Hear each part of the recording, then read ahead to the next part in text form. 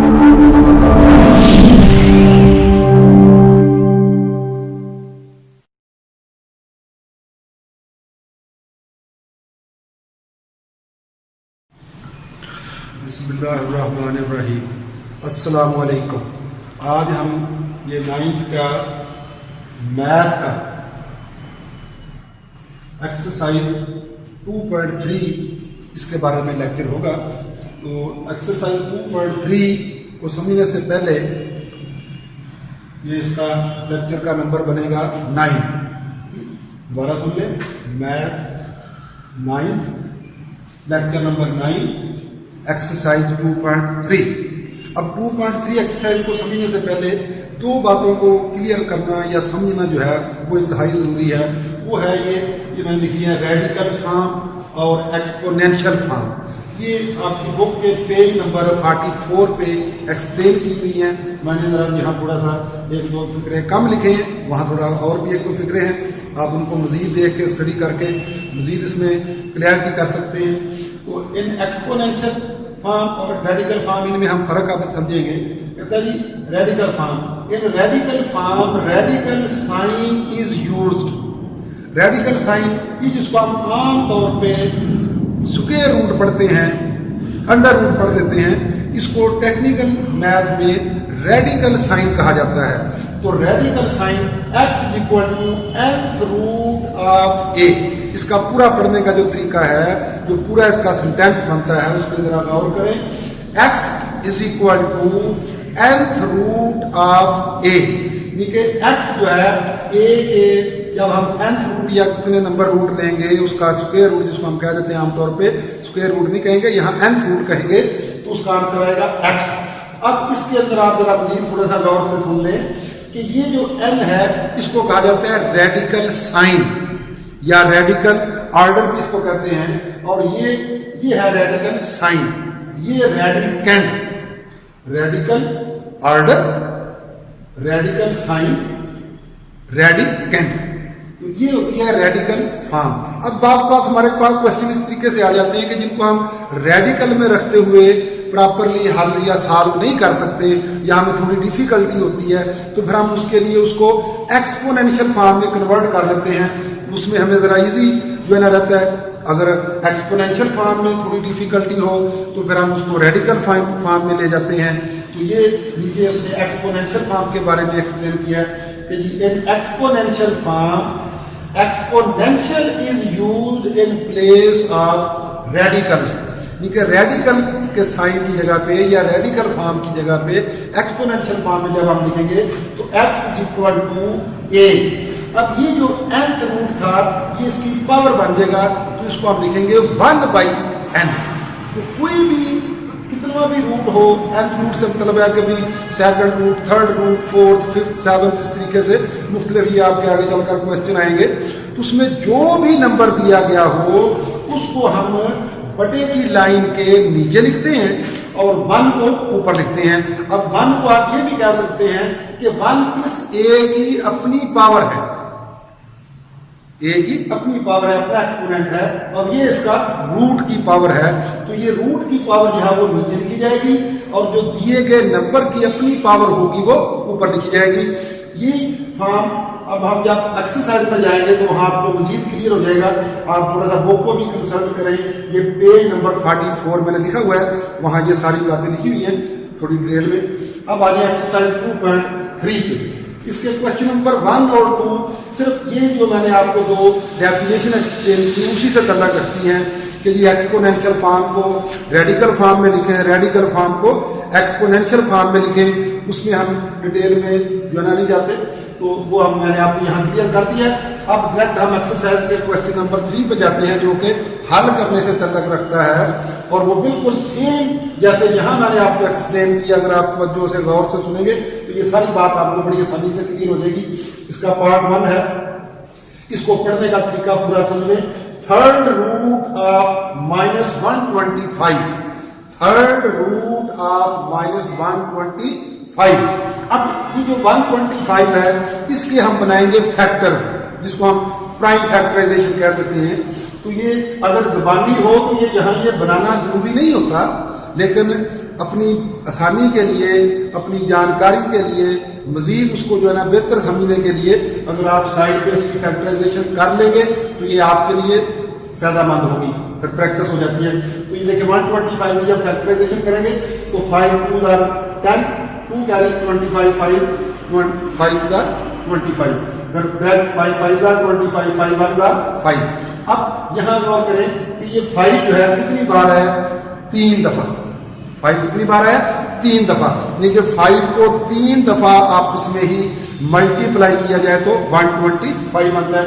मतलब है कि ये हम इसको अब लिखेंगे और ये माइनस का जो साइन है इसको बार बार जल्दबाजी में बुला देते हैं या छोड़ जाते हैं, इसका भी ध्यान रखना है। तो ये 5 की पावर 3, ये तो 125 हो गया, 5 की पावर 3। और ये जो 3 था जो थर्ड रूट के तौर पे है, इसको जैसे यहां मैंने आपको बताया था कि ये nth रूट जो है वो 1/n लिखा जाएगा। तो ये जो 3 है ये जब कन्वर्ट होगा एक्सपोनेंशियल फॉर्म में तो इसको लिखा जाएगा 1/3। ये हमारे पास एक्सप्रेशन बन गई -5 पावर 3। अब यहां इसको जरा गौर से मजीद सुने कि ये 3 जो इसकी पावर अंदर है और ये ब्रैकेट से बाहर है, इसको जब पढ़ना है तो इस तरीके से पढ़ना है 5 पावर 3 मल्टीप्लाई 1/3। अब इसको नीचे लिखे -5 की पावर 3 मल्टीप्लाई 1/3। तो अब इसको आप 2 3 4 दफा ऐसे बार बार पढ़ेंगे, हर दफा पढ़ेंगे तो ये बात आपको ज्यादा क्लियर होगी कि अंदर ब्रैकेट में लिखी हुई पावर और ब्रैकेट से बाहर लिखी हुई पावर, इनका आपस में क्या रिलेशन होता है, क्या इनका आपस में तल्लुक होता है। तो वो मल्टीप्लाई होती हैं 3 मल्टीप्लाई 1/3। अब 3 और 1/3 आपस में एक दूसरे का रेसिप्रोकल है तो ये कैंसिल हो गए, तो सिर्फ रह गया -5। ये इसका सिंप्लीफिकेशन फॉर्म है according to question. Next part पे चलते हैं। लिखा है 4, तो 32 की फैक्टराइजेशन अब हम करेंगे। 2 16 are 32, फिर 2 8 are 16, 2 4 are 8, 2 are 1।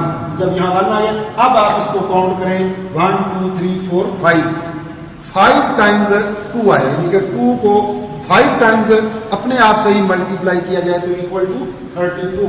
अब यहाँ इसको आप देख रहे हैं 5 की पावर 2 की पावर 4, 2 की पावर 4, जैसे यहाँ 5 की पावर 3 है। लेकिन अब हम इसको एक्सपोनेंशियल फॉर्म में नहीं लेके जाएंगे, क्योंकि जब ये बाहर वाली रूट की पावर और अंदर वाली पावर बराबर हो तो फिर उसको एक्सपोनेंशियल फॉर्म में ले जाना ज्यादा आसान होता है, ज्यादा बेहतर होता है।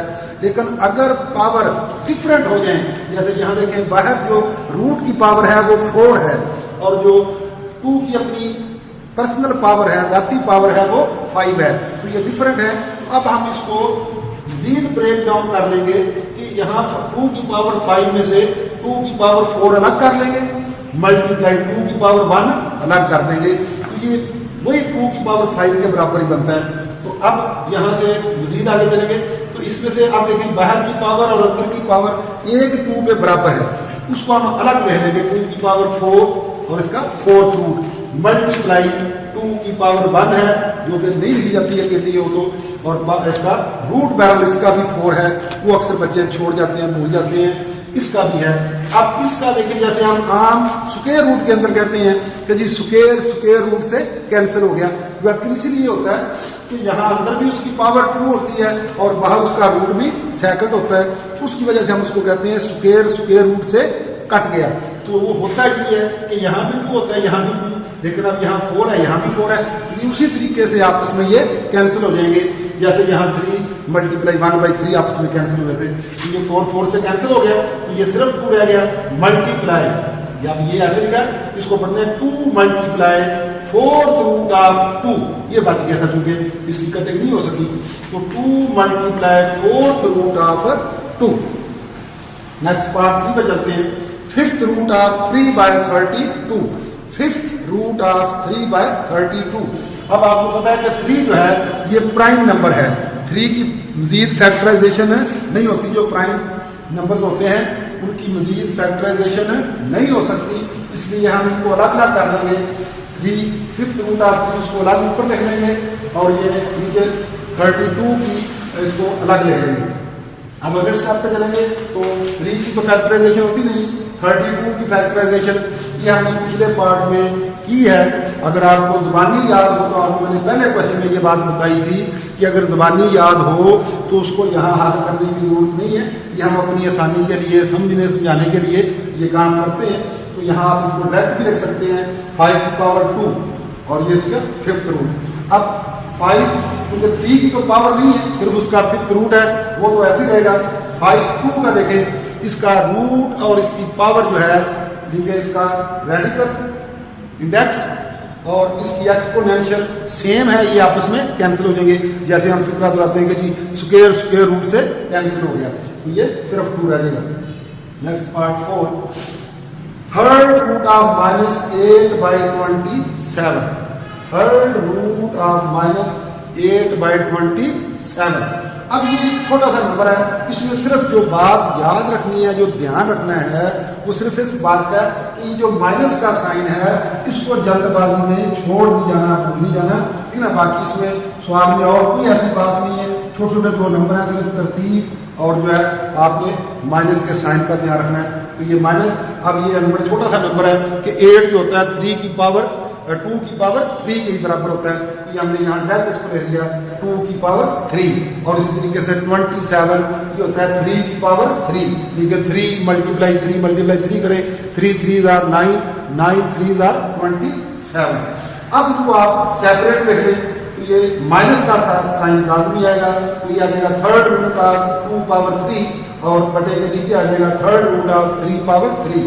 अब इसका भी रेडिकल इंडेक्स और एक्सपोनेंशियल क्योंकि सेम है, तो ये स्क्वायर स्क्वायर रूट की तरह कैंसिल हो गए।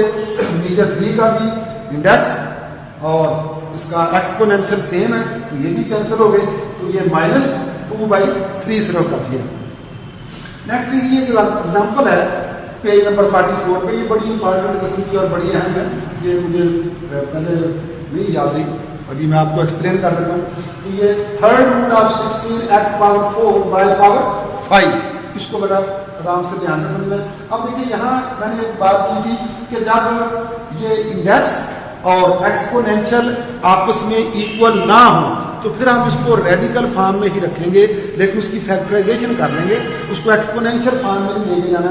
तो ये 16 की अगर फैक्टराइजेशन की जाए तो ये बनती है 2 की power 4, 16 is equal to 2 power 4, x power 4, y power 5। अब यहाँ जैसे यहाँ हमने किया था इस क्वेश्चन के अंदर कि 2 की पावर 5 को हमने 2 हिस्सों में कन्वर्ट कर लिया था, कि उसकी इंडेक्स के बराबर पावर जो अलग कर ली, यहाँ से 2 की पावर 4 है, इसके इंडेक्स के बराबर इसकी पावर 3, इसको अलग कर लेना है, और ये 2 जो है पावर 1 के तौर पे आ गया।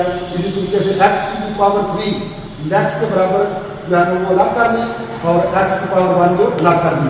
y की पावर 5 इसमें से भी इंडेक्स के बराबर पावर 3 जो है वो अलग कर ली, बाकी जो पावर 2 बची वो अलग कर ली। अब जिनकी इंडेक्स के साथ पावर मैच करती है उनको हम अलग लिख देंगे, अलग अलग कर लेंगे। जैसे यहाँ 2 की पावर 3 इसका भी थर्ड रूट है, फिर x की पावर भी 3 है, इसका भी थर्ड रूट, y की पावर 3 है, इसका भी थर्ड रूट। जिनका पावर बराबर नहीं है इंडेक्स के वो अलग लिख दिए हमने, देखिए मल्टीप्लाई 2, ये x ये y की पावर 2, ये अलग कर दिए।